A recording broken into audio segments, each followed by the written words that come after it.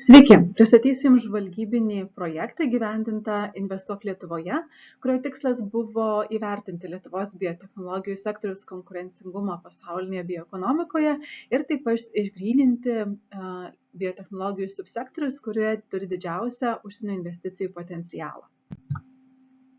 Pristatysiu sektoriaus analizės rezultatus bei dvejopas parengtas projekto metu rekomendacijas. Norisi pradėti nuo žinutės, kad Lietuvos biotechnologijų sektorius turi potencialą būti konkurencingas pasaulyje ir tuo pačiu prisidėti prie efektyvesnio Lietuvoje turimų atsinaujinančių išteklių panaudojimo bei bioekonomikos stiprinimo šalyje.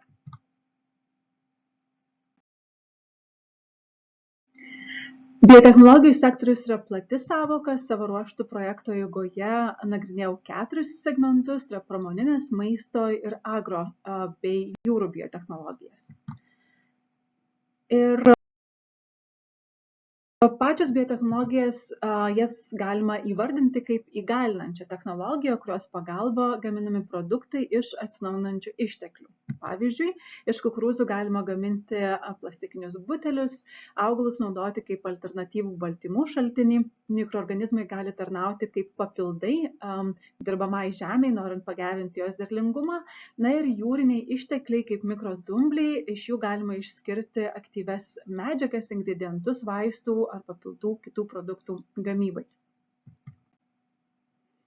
Pereinant prie sektoriaus analizės rezultatų, svarbu paminėti, kad pati analizė atlikta remiantis daugiau negu 40 interviu su ekspertais bei literatūros analizė.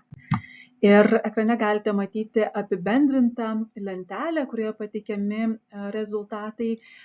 Visos biotechnologijų sritys buvo vertintos pagal 4 kriterijus.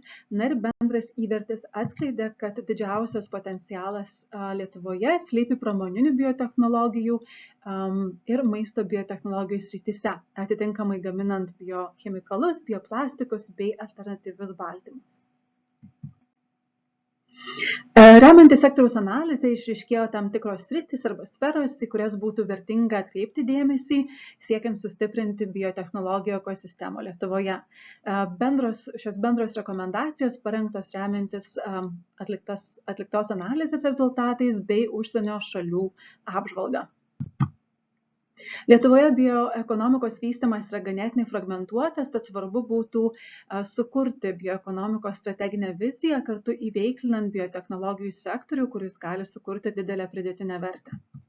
Taip pat turėjimas nacionalinio veiksmų plano, jo parengimas ir konkrečių tikslų išsikelimas kartu su platesniais ekonominiais tikslais suteiktų galimybę sistemingiau vertinti pažangą biotechnologijų sektoriaus ir nustatyti sritis, kuriams reikia skirti daugiau dėmesio bei papildomų investicijų.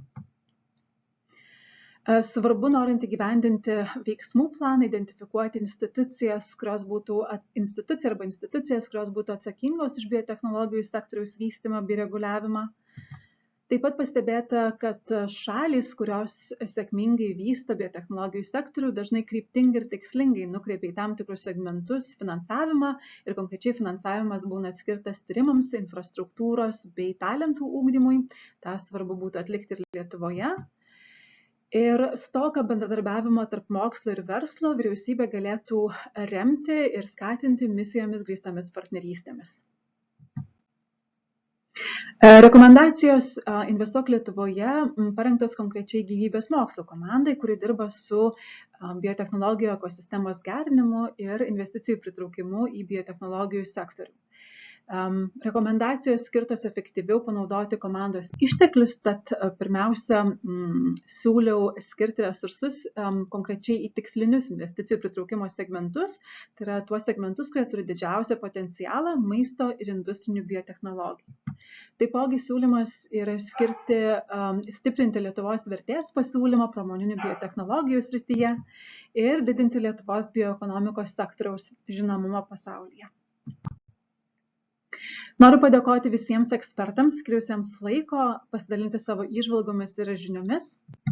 Taipogi dėkoju Jums už skirtą laiką ir dėmesį ir kviečiu daugiau informacijos rasti Kurk Lietuvai tinklalapyje, o su manimi ryšį palaikyti LinkedIn platformoje.